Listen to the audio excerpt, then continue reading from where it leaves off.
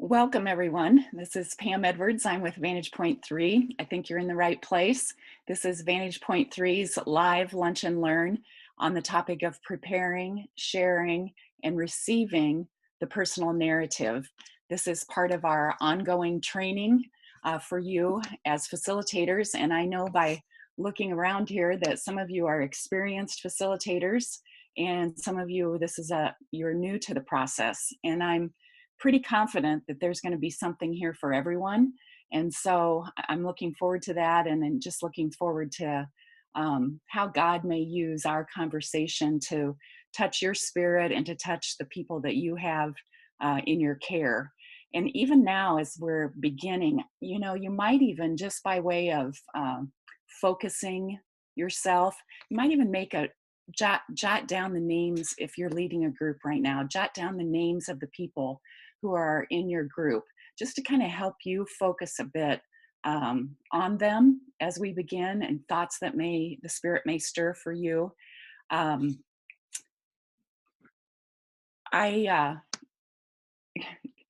It's always just a little bit weird to be together virtually, just a little bit. So as we pass that hurdle together, I just ask, let me just pray for us.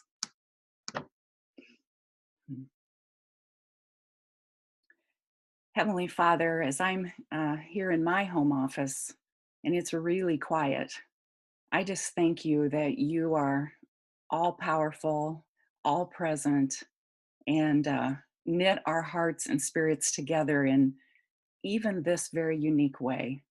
And so, Lord, as we come around this virtual table, Lord, I just would ask that you would create a boundary, a barrier, a separation from the tasks of the day and the things that stir in our hearts and minds and keep us busy. I pray, Lord, that you might help us to be very present to this work that you've called us to do, and to the lives that you've asked us to help walk alongside, and to help us pay attention to the good work that you're up to in us and in the people that we share the journey process with. So, Lord, may you protect our signals virtually, and may each of us just sense your presence with us. In your Son's name, amen. I am on staff with Vantage Point 3. Many of you I have been with personally, so it's delightful to see you. And on behalf of Rob Lone and I, we share most of the educational care for facilitators. And my particular angle on the care for facilitators is with an eye toward how adults best learn and grow. And so when I come at things, sometimes that's, the vantage point that I most have. I work remotely for Vantage Point 3. I live on the Iowa prairie. And my husband and I have 3 grown children and 5 grandchildren. And I'll tell you more about my experience with the journey process here in a little bit. But I have, and this is the most exciting part of my work in this, is that I have invited 4, 5 friends to share the table with me today as sort of faculty. And my job is really going to be to kind of host our conversation together and let them lean into this topic. And so let's go around the table, and I look forward to you getting to know each of them a little bit better. So Joe, if you'll go first. Well, my name's Joe, and I have 3 grown children, and each of them have one of our grandchildren, and they live within a stone's throw of where we live, which is in the Chicago jungle. I wish I lived on the prairies of Iowa, but we're in Chicago, and it has been my joy to be part of Vantage Point 3 for 12 years now, leading groups, and it is my even deeper joy to be with you virtually today.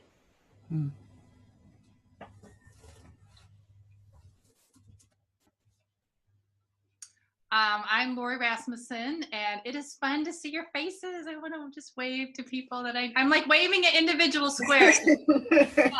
Like you can get that. But that's what I find myself doing when we get on these calls. So I live here in Waterloo, actually not too far from Pam, which is fun. And I've been with Vantage Point 3 for, gosh, about 10, 11 years now, either in a group, facilitating a group. And for the last 4 to 5 years, I've got to work with Pam and Rob as a facilitator coach. So I've been working with some of you that are with us today.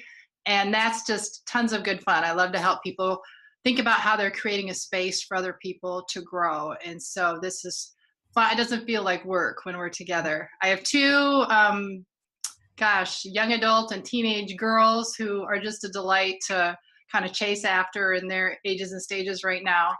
And so it'll be fun to just be with you all today. And I am Jake Parks. I live in Waukee, Iowa, which is a western suburb of Des Moines. And I am the pastor of discipleship and mission at Westview Church. And it's my joy to be there and to invite the people of Westview into a deeper faith. And that's what I love about the journey as well, is that it's a great pathway for that. And I'm a newer facilitator. I led a group last year, and then we are in the midst of our second group this year. So we're still sort of figuring out the process. In addition to all that, I also have a 7-month-old baby at home. And so I'm well rested coming into this meeting.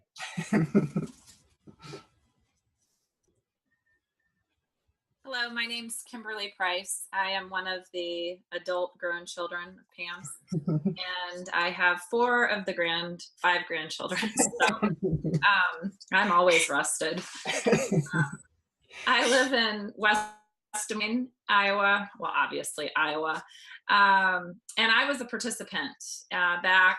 It would have been, we started in October of this last year and then finished up in late April. So I am here speaking on behalf of a participant. I have not gone through the training. I'm not a facilitator. That might be in my future. I know I've been asked a couple of times. So yeah, I'm here to give my insight that way.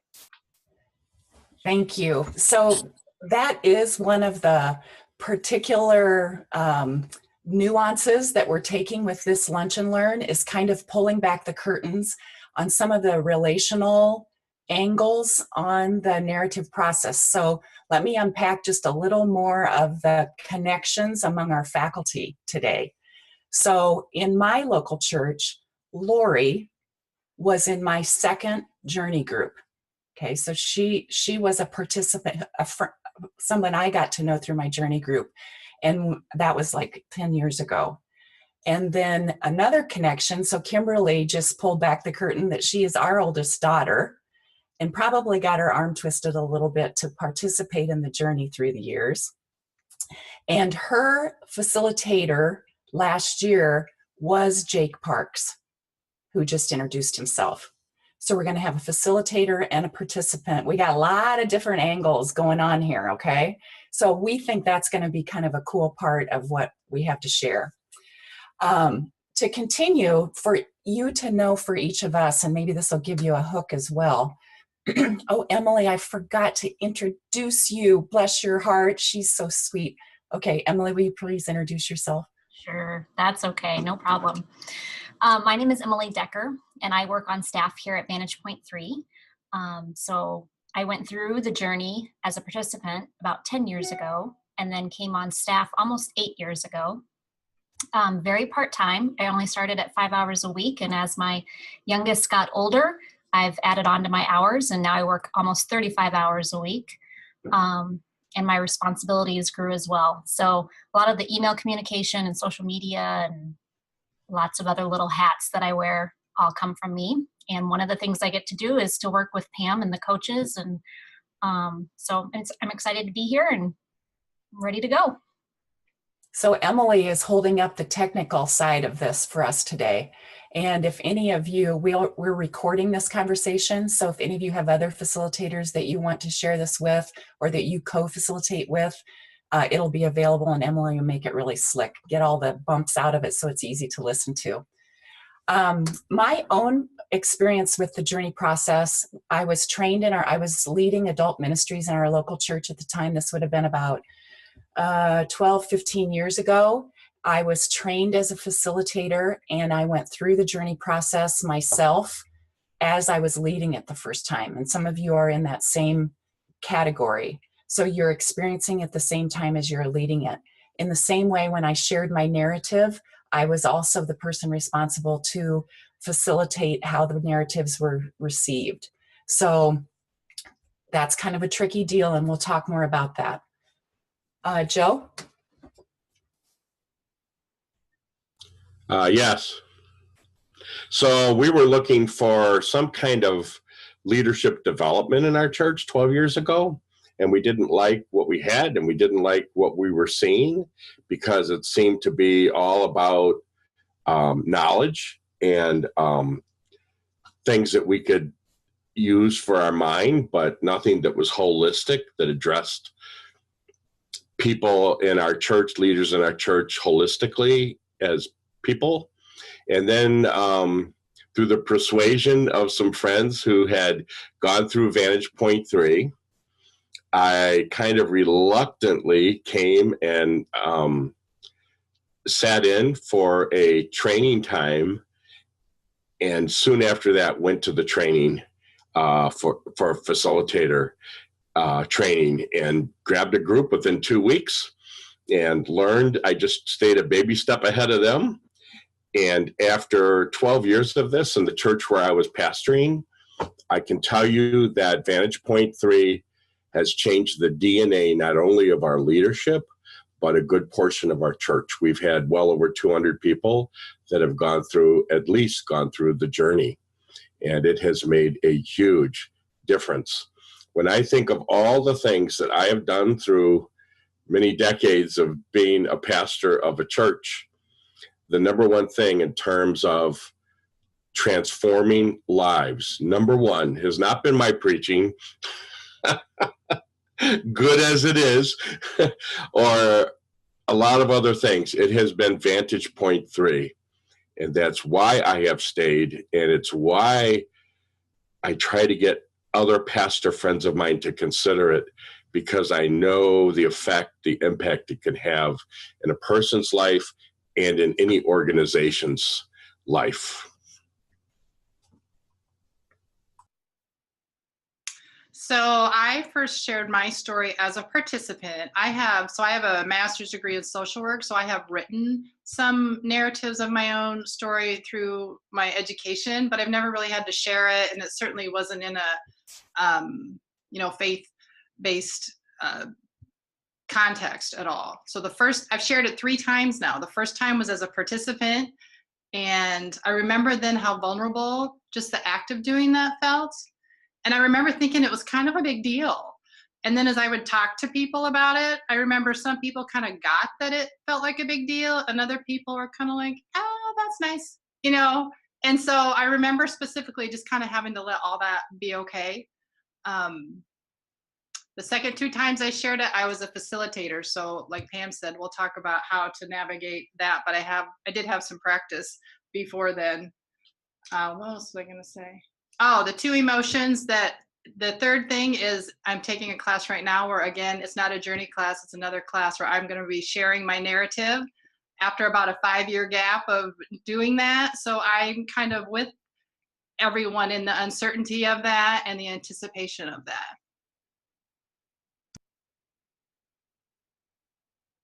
Like Pam, the first time that I shared my narrative was the first time that I led a group. And so I sort of worked through that dynamic of not really knowing what I was doing, but as Joe said, trying to stay one step ahead. The thing I remember most from sharing my narrative during our first group was that I had recently gone through seminary, and in my seminary, we had gone through some processes of self-reflection and studying your story. And so I thought, oh, this narrative part of the journey is great for other people. Well, turns out as I started writing my own and reflecting, God was doing something in me as well. So it turned out to be something very valuable for me personally, not just for the rest of the group, but God had something in mind for me as well.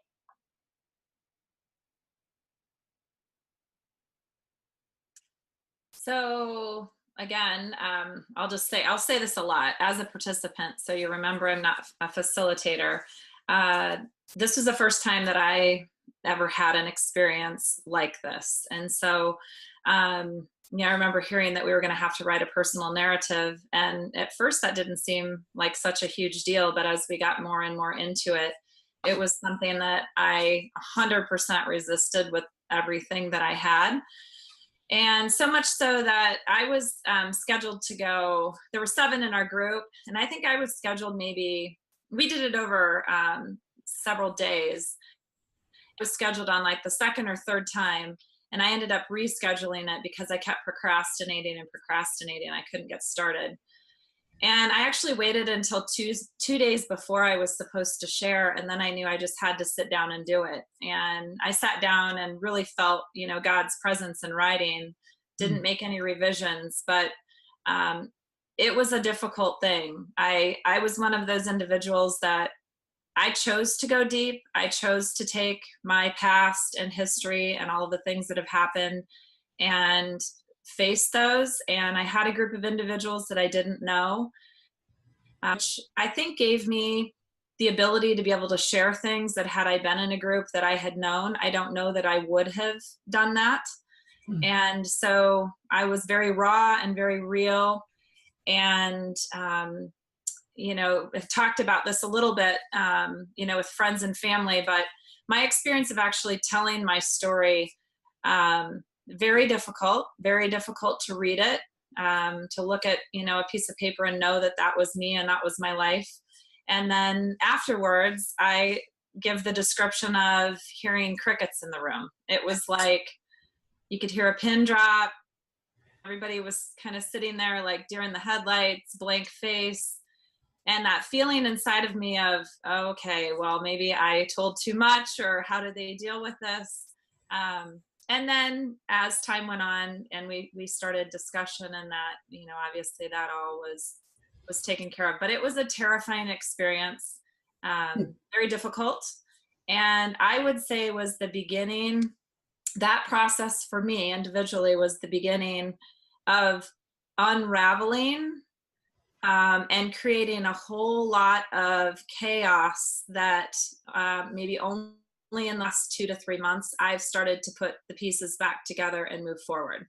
And part of that had to do with, in going inward, I'd never done that. And so I really got at the core of who I was, and everything lined up for me. And so then I had to work with that beyond just telling it. And so now I'm at that place where now I'm able to move forward with what I've discovered. So thank you, Kimberly. I remember myself when I was leading the journey, and I know it now to be true, and even to hear it so personally from Kimberly. You don't know, each of you right now, what the stories are of the people in your groups. You don't know. And so there is a tenderness and a holiness and a sacredness to that. And that is going to need your watchful attention, your prayerfulness, and is part of the fabric of the whole time together as a group. Randy Reese would often say that we as facilitators provide a priestly presence. And he meant that as us being a priest, a minister one to another in the body of Christ. And I think this part of the process is very much a place where that's true. And that said, I want to remind you of the purpose of the personal narrative for you and for your people is not that you each craft or write a riveting narrative, or that you are the best storyteller, or that you somehow pull off something that is really, quote, fabulous. That's not the point. The point is that you honestly and authentically, not just in the telling, but in the preparation and the sharing and the receiving and the whole thing, the weeks ahead, that you submit yourself and that you open yourself up to the lens of God in the story of your life.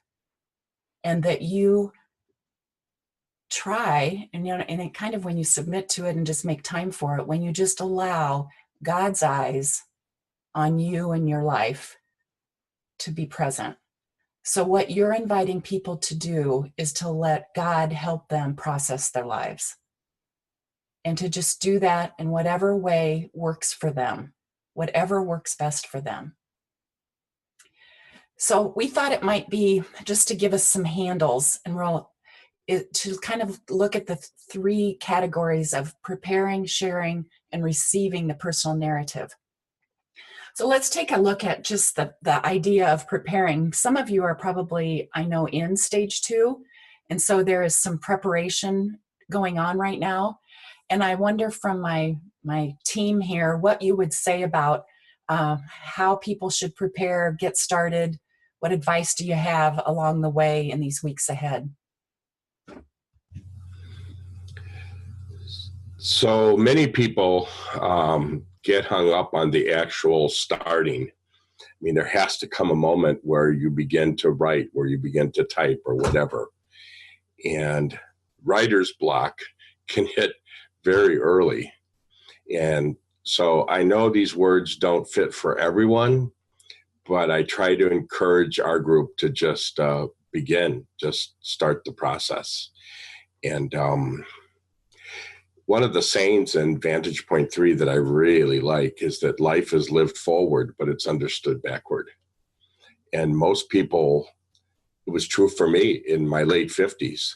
I had never looked back on my life to make sense of all the pieces and the places where God showed up. But I'm glad that I started writing. And when I started, it just kind of flowed. But that process of getting it all together. And we're going to talk later, right, Pam, about the Post-it notes. That's not right now, right?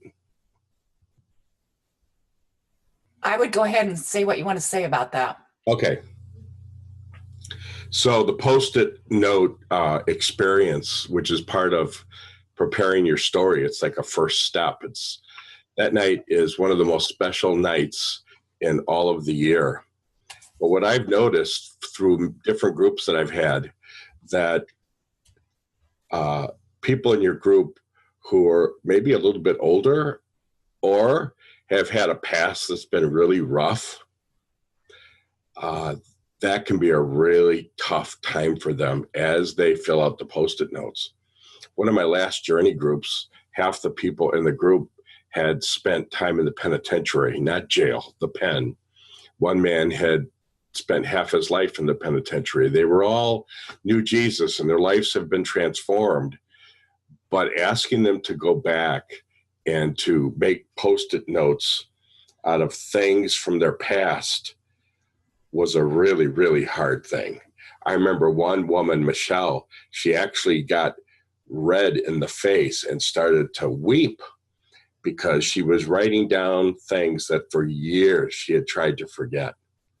And but in the end, I want to tell you the end for Michelle. It was so freeing when she shared her story to be released from some of the ghosts of the past that had just been put in a closet. They'd never really been dealt with. And for her, the process was very freeing, but it had a very tough start when she was doing the Post-it note experience. So that night is part of the holy ground. And I've discovered to do whatever you can to make that night when they start the process as special as you can, where you're hosting it, you know, what you do with that. It's an important evening.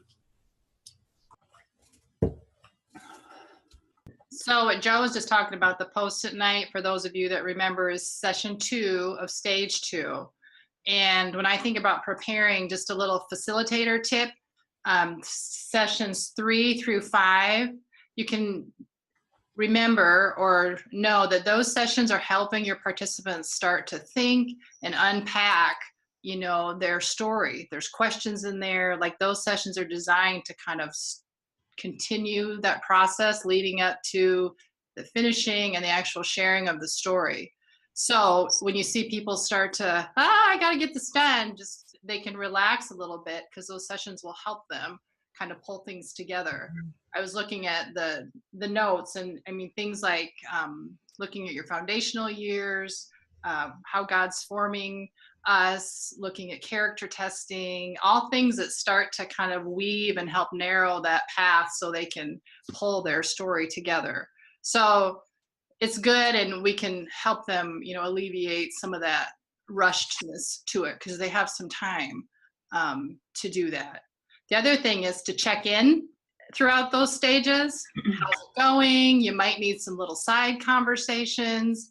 You know, I'm a mental health counselor by day, and so every once in a while, people need someone else to process as they're digging up stuff. If you've got big trauma that you're now putting on a Post-it note, that might be triggering. So just kind of have an eye toward, you know, checking in. And if people say, ugh, they may need to have some counsel or another set of support as they're doing this process.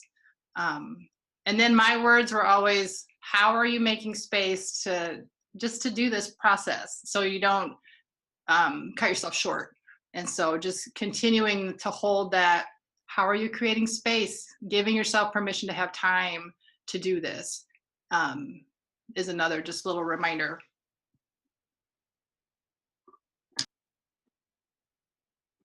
Yeah, I want to echo Lori in saying to check in with your people is very important, because a lot of folks I found haven't really done any of this before. As Kimberly alluded to, and Joe as well, you know, that was the first time that they had looked inward.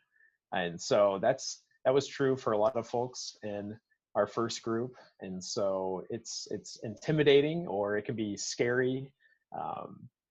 And so that procrastination, putting off the writing process, I know some people just hate to write, but I'm pretty convinced that a lot of it has to do with this intimidation factor of looking inward and trying to put words on a page. And in our group, we didn't have a whole lot of traumatic experiences for a lot of the people. But as Joe was saying, even for them, they'd never been to the pen, but it was still really intimidating nonetheless to look inward. And then my other practical advice to sort of piggyback on that discussion of the Post-it note exercise, I found that to be true as well, that the sacred ground really started that night with the Post-it note exercise. That was very important. And it was very important as well for people to get the wheels turning, to start thinking about what happened in their childhood and their younger adult years. You know, they start to revisit things they've never revisited before. And so that it's important when you start writing your narrative to just get started, but also that same advice sort of applies to the Post-it notes. Just start writing anything you can think of, and you can discern later whether or not it should be included, but just get it all out.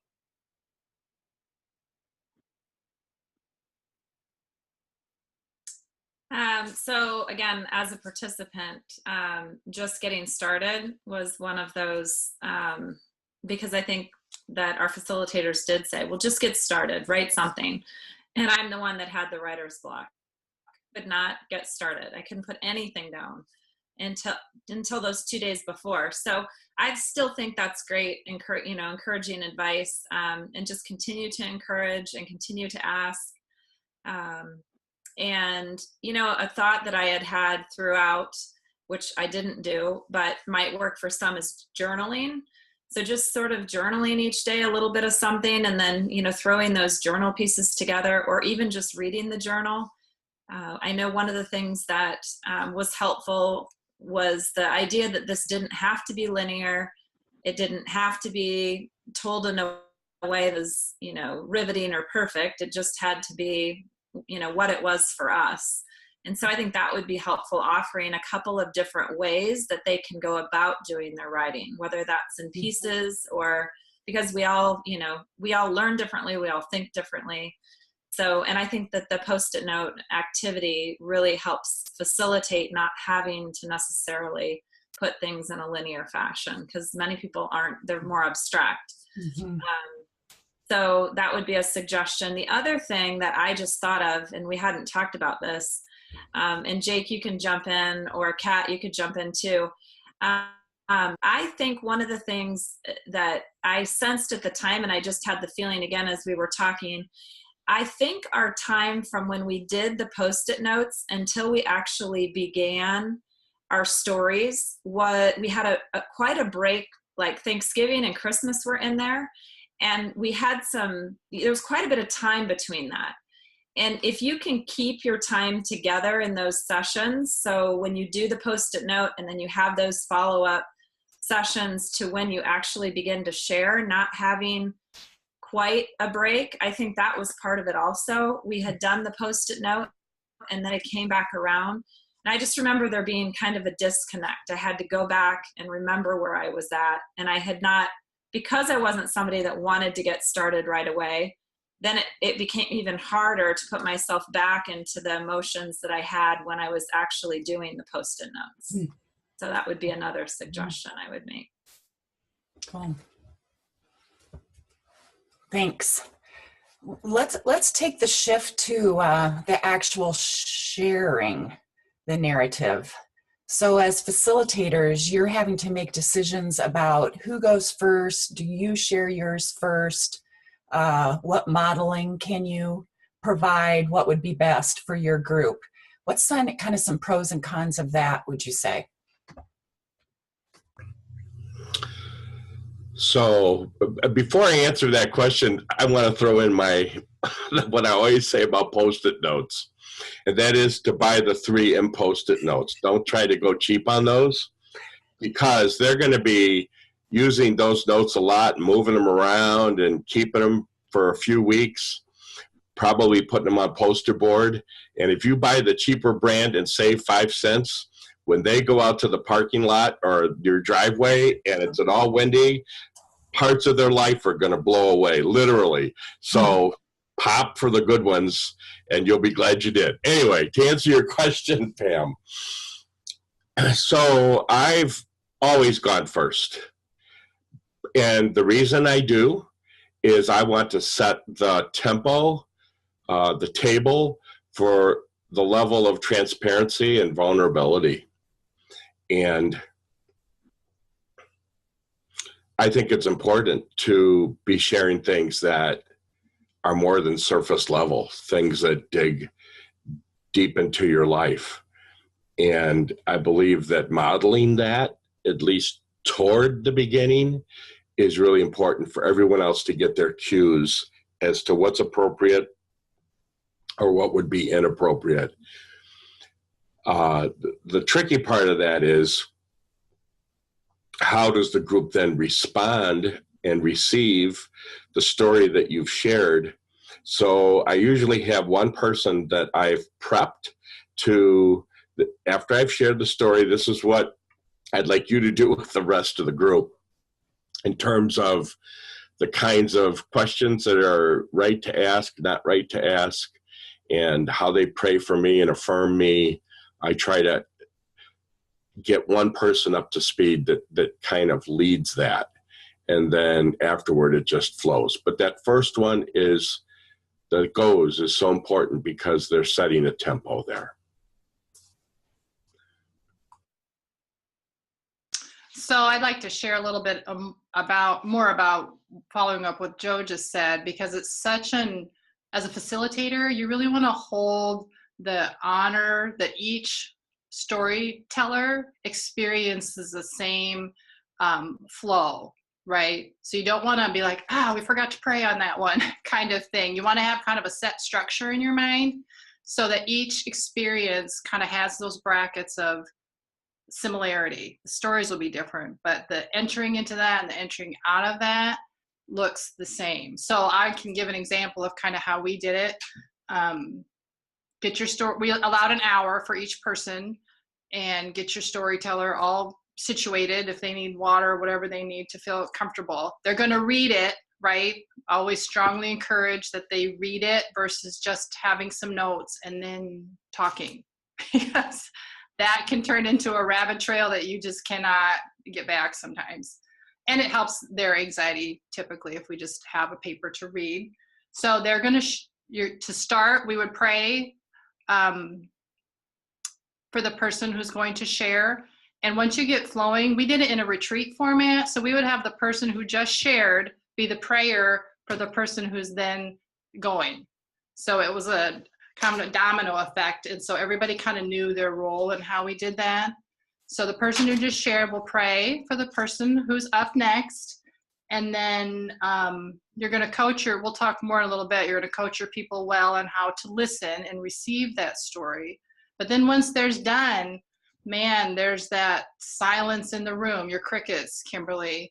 And so as we were practicing on Tuesday, the thought that came in was once the story has been shared as a facilitator, just to have your pause, but then maybe put your hands on them and say a nice little prayer of gratitude.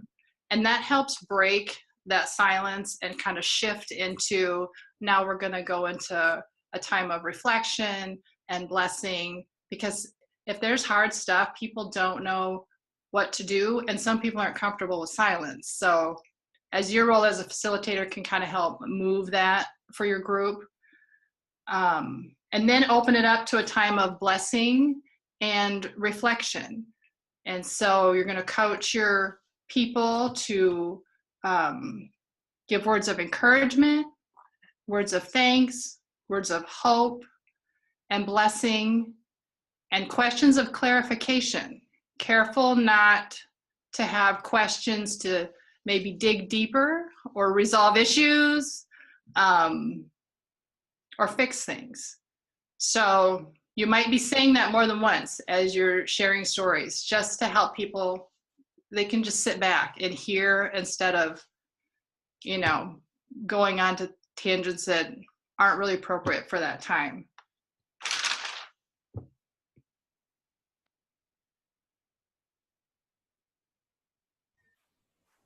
Yeah, and just like the process of preparing the narrative is anxiety inducing, obviously so is the process of sharing.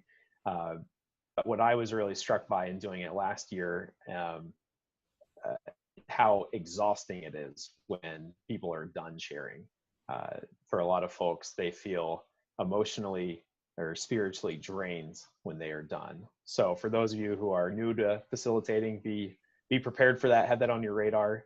I remember we came back for our first week of stage 3 right after we were done sharing narratives, and we sort of looked across to each other across the table, and we sort of had this look of like, why are we here? So it was exhausting. So it might be a good time of thinking about, to take a break after you are done sharing your narrative. So be prepared for that. And then I would second what Lori said about sharing narratives from written words on the page. At one level, it actually does provide good accountability when you recommend that, so people actually write out their narratives. I did have at least one guy in our group who said, do I really have to write this out? But that writing process is part of the preparation process and the processing. So I would emphasize to them that they're sharing this from the page. And then also, this is something that Lori mentioned yesterday, is that setting matters when you share narratives. And Lori, you could speak more to this, but it might be helpful to have a more informal or intimate setting, or to just go somewhere new to mix it up. We did do a good job of that. We have a pretty sterile room in the church where we meet.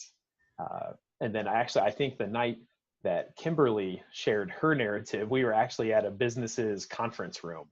So not at all, overpowered fluorescent lights, not at all the ideal setting, but there's also a lot of grace there because the narrative process was still pretty powerful. But it would have been nice to have a more relaxed setting, at least to help relieve people's anxiety a little bit. Mm-hmm. So can I jump in before you talk, Kimberly? I need to back up on that structure of how you're going to go. I don't think I said to pray over the person at the end. I was just looking at my notes. I'm like, did I say that? Usually we would have everyone come around and lay hands after those questions and reflection time. And then we had big groups. And so we would say 2 or 3 people pray out loud. So just to help contain the time a little bit. And then take a break, jump around, do something to switch your brain a little bit. But what Jacob was just saying is just thinking about whether you share your narratives in a retreat format or during your class time over a series of weeks. Both work great. We were talking yesterday that if you have a smaller number of people, retreat tends to work a little bit better just because it's emotionally a lot. We've done retreats with a lot of people. We pulled that off, Pam, and I think it works fine. We tend to lean towards retreat format at Cedar Valley, and so I'm pretty familiar with that. Joe goes the opposite direction and has done it the other way. One tip, if you're doing it in your class sessions, I just would recommend to kind of mark on your calendar your weeks that you're sharing stories, and that's what you do. And so there's a start and a finish to the story sharing time on your calendar. It holds the sacredness of that. It helps it from getting, 4 weeks later kind of thing, just to really put some brackets around that for your group. Mm-hmm. And I would just say, for us, we did several weeks in a row. We talked about doing, I think originally we set a date to do a retreat, and then we ended up doing, I think 3 or 4 sessions where I think there were 7 of us in the group. So I think we did 3 sessions, and in one session, 3 people shared. And in my opinion, that works best. I am just at that stage in life where taking an entire day and being gone is more difficult. And in addition, I feel like emotionally, after we got through 2 people, everybody was, emotionally and spiritually drained. And, if you were the 6th or 7th person to go, I don't know how much people would have had left in them at that point to really support and hear and listen. So for us in our group, I felt like what we did worked really well. There's a lot to think about, isn't there? A couple just little add-ons by way of details. How long, if a person's writing their narrative, how long should it be? We've kind of found 8 to 10 pages.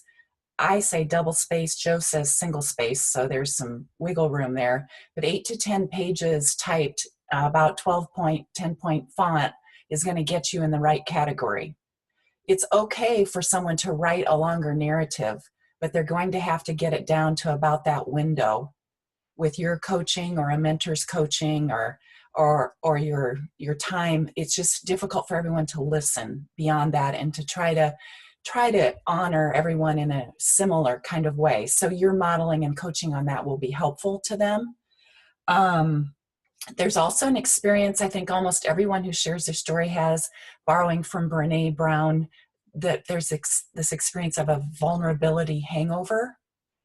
And it just sort of makes you feel kind of icky, no matter what. And so kind of helping people know that might be coming, whether that be, Satan kind of poking at us or whatever it is a bit of a predictable feeling that will go away. And the community, when you gather back together, can also help a lot with that. And then just there's no right or wrong way to share the narratives. Whatever you do is going to be okay. So just read your group and your members and choose what works best for you. We never hear stories of, well, that was a complete bummer. Like we really crashed and burned in that format. We never hear that. So keep that in mind as you make your choices. Turning the corner to receiving the narrative. We've done some good jobs here giving some coaching on how to prepare your group.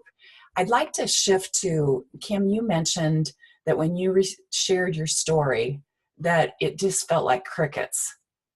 And I wonder if between you and Jake, you could help us unpack a little bit what might have been going on, and Jake, what you think was going on. And Kat happened to be in that group too. So I just wonder if you could pull back the curtain a little bit for us. So Jake and I actually had this discussion yesterday, so we can just replay yesterday's conversation. What I told Jake, for me as a participant, is I walked into a group with 6 other people that I didn't know, and they all in some way knew each other. Now, not that they were great friends, but they all attend the same church, and I attend a different church. So they all knew each other, and I walked in as the outsider. So I had a lot of trust building going on throughout, and not that everybody didn't. It was just one additional element in building trust within our group. And so in a lot of ways, I feel that was really advantageous, because I didn't have to worry about knowing somebody beyond sharing what I shared. And I think it allowed me to be more vulnerable. But on the other hand, I didn't know them well enough to know when I ended, if I was still going to be accepted for what I shared. And so it felt like the silence was, and I don't mind silence. It just felt like it was impactful. Like what I had said was either really good or it was really, like they now see me differently. The other thing I explained to Jake was that at least 3 of the individuals in the group had either come from families where their family members had been pastors, father, or their husbands are pastors, or like Jake is a pastor. And so there's always that feeling of, I don't know what the right word is, of, I don't know, not wanting to let somebody down because you think that they've had a journey, maybe your life hasn't been as straight and narrow. It's just something in my own head, I guess, that was going on. And so there was a little bit of that in sharing also. And like I said, it all worked out. And then Jake explained to me where he felt for him personally that silence came from, and it made complete sense to me when we talked about it. So do you want to share that, Jake? Yeah, so when Kim shared it, we didn't do the best job of working through the awkward silence after each narrative, and some of that's just natural, it happens. But yeah, when Kim shared, that was probably our longest pause after a narrative. And Kim, because the depth of her story and where she has been, probably had the biggest vulnerability hangover as well. So from her perspective, she was terrified. But from our perspective, those of us who were receiving her narrative, we were blown away at how God's grace was so evident throughout every aspect of her life. And then I was really struck by probably the most remarkable thing is that Kim, throughout all that she had been through, she had been in tune with God's grace the entire time and had seen God's grace acted throughout her life. So what was a very hard thing to share and what resulted in a pause, we were struck by God, the magnitude of his grace all throughout that story. And so that's what I really love about sharing narratives. And this might be just off the top of my head, I haven't thought about this before, but it might be a good active listening tool if you want to give people something to listen for as they receive narratives. You could ask them to listen for where God's grace has been running throughout this person's life, and because that's the beautiful part about receiving narratives. And sometimes it's easier for us, those who receive the narratives, to see where God's grace has been active the entire time than it is for the person who is sharing. And they might feel, as Kimberly said, oh crap, did I say too much? Whereas those of us receiving see God at work. Thanks, you guys. It sounds kind of silly, but as adults, we do like to know what to do. And so being instructed on how to listen and what to listen for is very, very helpful. Some groups use like the what to listen for, and they write down what they heard on an index card by way of a blessing, how they saw God's Spirit in someone's story on an index card. Some people use little rocks. Like this one is one from my husband's. It says gentle spirit. And then Donna wrote her name on the back. And then when Donna made her remarks to Terry, she was able to say, when you talked about your relationship with your daughter, I just kept hearing such a gentle spirit. And it's just really touched me because I'm struggling with my daughter. You know, something like that. So it helps connect. Everybody's story will connect to each other's story, but helping them know how to listen can be really a good thing. Does that make sense? I want and will honor your time, and I'm curious if you have any of you questions about your own leading and what might be coming to mind for you. If you see your own name, and if you hover over it, you can click it and it will unmute you. Or I guess it's up in the top, in your square in the upper right-hand corner, you can hit an unmute. Or maybe you just want to unmute everybody, Emily, and then it'll work fine. There we are. Do you have a question from anyone?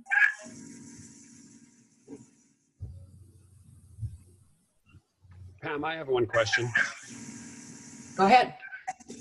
I'm wondering, we have at least 12 people in our group right now. And when you set the schedule, is that helpful, or should you kind of set them as you go? Like next week, who would be willing to share? Or because I'm wondering about putting people sort of on the spot when they're not yet ready to share. And then if they want to kind of delay it, I think Kimberly said something about she sort of asked for a change. I think my answer to that would be that it's good to have a schedule. Adults like to be involved in creating that schedule. So I think you'll find that you'll have go-getters who want to go first, and then you'll have people who want to go last. And then you may have jockeying among the ranks, and allowing that would probably be okay. Okay. Mm-hmm. Thank you, Norb. Good to see you. You too.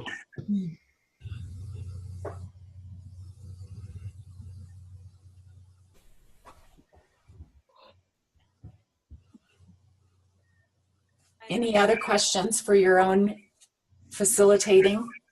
Yes, I have a question. Yes, go ahead. So when the leader goes first, could you tell a little bit more on how to, like what you tell people to do afterwards? So like before I would start to share, I would say like, can I have one of you pray? Or just a little bit more on how you handle that when the leader goes first, I guess. Mm-hmm. And that's usually like the week before everyone else starts, right? Yeah, a week or two is nice. Maybe by way of modeling. Lori, or do you feel like you can take that? Yeah, because Teresa, you guys are sharing at your table groups. Is that what you decided? Yes. It might, because you have 3 facilitators in the room. So as you're modeling like a week before, maybe one of you or John share, and that way you guys can use each other as facilitators to model the process. So you guys should maybe share to the whole group. Yeah. And then when you get to your tables, they will have seen, you might have to delegate. Well, I guess that'll be a non-issue then. Unless you're sharing as well with your table group. Well, additionally, you mean like twice or? Well, let's say if John modeled to the whole room, then at your table, would you share your story? Yeah. Yeah. So you might have to delegate then to say, hey, Susie, can you kind of, practice what John showed us last week kind of thing. Yes. Okay. I think that would work out great. Yep. Paying attention to that is really important. And as I look around at all of you, some of you are kind of pros at leading stuff. And I just want to give you a little yellow caution light that when you do this yourself, you need to have backup and a wingman. Okay? Because there's just too much going on. And the better thing is for you not to have to wear both hats of sharing and leading the group. I think that you're cutting off some of the glory of the Lord in your story by not delegating and trusting that out to somebody else. So that would be my full counsel to you, even as pros in a lot of group things. So. Yeah, so I'm a pastor and I officiated at each of my kids' weddings. I would never, ever, ever do that again or recommend that for anyone, because when your kid gets married, you want to just be the dad or the mom.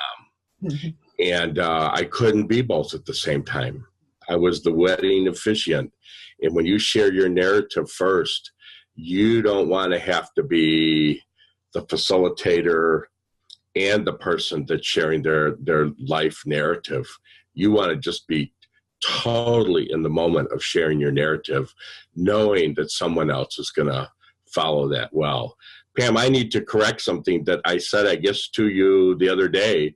When you type out your narrative, it is 8 to 10 pages, double spaced. Very big difference. And one of the reasons for having them write it out is, I wrote mine like 12 years ago. Well, I've gone back and revised that many times because a lot's happened in the last 12 years for me. So there have been things I've taken out, new things that I've added in. And if you don't have it written down, you can't ever do that. It just kind of gets frozen in whatever time.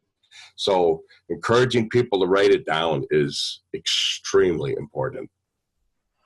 Well, and one of the things Joe tipped me off or asked a question about the other day was this.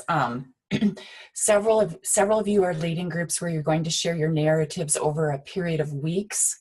And so one of the things you're going to run into is that people are going to miss each other's stories. So the question of how then do you catch people up, or what do you do about that? And I just think you need to be very honoring of the storyteller and how they want to do that. They may want to meet, two people privately and kind of read the story again. That would be ideal. They may share, hand the written draft to them. I would say that if there's that kind of trust, that's fine. But then I think I would get that written draft back.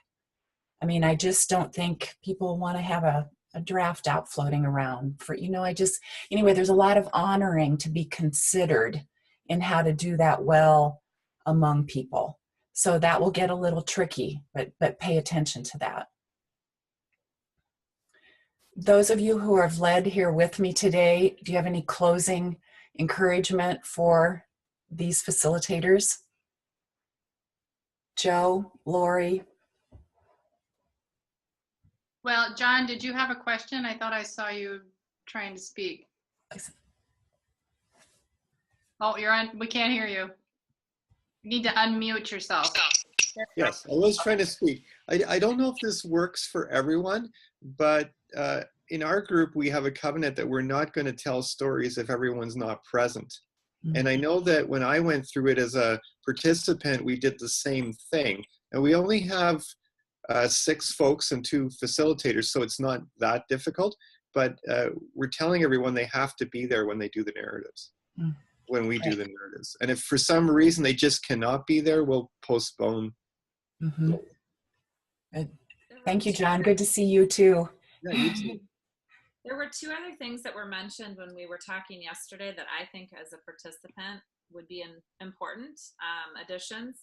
One was after somebody gets done telling their story, you had suggested doing a couple of different things. Pray over them, put your hands over them, or taking ahead of time the Bible verses that they had chosen and then using one of those Bible verses directly or right after they get done telling their story to break that silence. So you actually could just read that and they would know it was going to be read. And so then there wouldn't, you wouldn't have that awkward silence. So that was one suggestion that was made. And the other suggestion that I liked was this idea of, and I think this could go a lot of ways too, as you're listening, and I had actually thought about doing this, but in the craziness of my house, I didn't get out to do it. Well, yes, I think I did actually, but it wasn't as personal as I wanted it to be. I wanted to give everybody a little something to let them know that I'd heard them. And this was mentioned the other day by somebody else. The idea of whether each of us is given a partner. And so our job is to really listen to that partner. And beyond, we did note cards and we each wrote, what we heard in those note cards and words of affirmation, but a small gift. I think Joe had talked about how, he had heard in one of his, stories, a woman had talked about growing up, and Joe could tell this better. I'm gonna slaughter this, but out and bought a tree. She had never put down roots. She had moved every year as a child. And so he went out and bought a tree and told her to plant that in her backyard. And so she had lived there, 7 years now, and this tree was growing there. So just something. And if a facilitator doesn't want to take on the cost or all the responsibility, that's where maybe partners could come in, and each partner could $10 or less, find something, or, however you choose to do that. Each group will be different, but I just really like that idea because it's something that you could keep forever, whether it's a rock or a saying or a little book or, there's a million different things. So. Yeah. So at the end of the year, you give your affirmation. There's a night where you probably have a meal and give affirmations. And that's where I would give the gift. I have time from when they share their narrative to the end of the season to think about what it is from their story that I would get them that symbolizes something from their story. And that's really a fun time. Kim, when I gave that woman a tree, I just hoped to God it wouldn't die when she planted it. It lived. So as part of our follow-up, you'll be receiving via email a document called Gathering Your Smooth Stones. And this was created by Deborah Carnduff. She's part of our Vantage Point 3 coaching team. And she is just a gifted facilitator. And what she means by a smooth stone is, in particular for the spiritual narratives, how you as a facilitator can offer some kind of a smooth transition at different, maybe more awkward or difficult times. And so one of her ideas was what I had borrowed, was that when each person shared their narrative, you could be prepared with one of their biblical mandate verses and pray that over them immediately when they were done to kind of just smooth the transition. I mean, and there's lots of ideas on here. And I think you'll like looking at those. So if you sing, maybe, you could pray, sing a blessing or whatever fits you. But I think those are just some of the things to think about. And by way of wrapping up, this isn't about tricks, like it isn't about having the handy dandy gimmick for how we deal with people. This is about honestly caring and paying attention and trusting the Lord's Spirit in you and in them. And so just to be authentically present. But there are some ways to help all of us pay attention and to do that better and to be really honoring. So to all of you, we just pray a blessing upon you and the good work that you are up to. Our hearts are knit together as people who develop other people. I know that about each of you. And may God's Spirit just use the gifts inside of you to the fullness of who you are. So thanks for joining us today. We love being in partnership with you, and feel free to send us a note or a question after this as well. So blessings from all of us. And thank you to my team.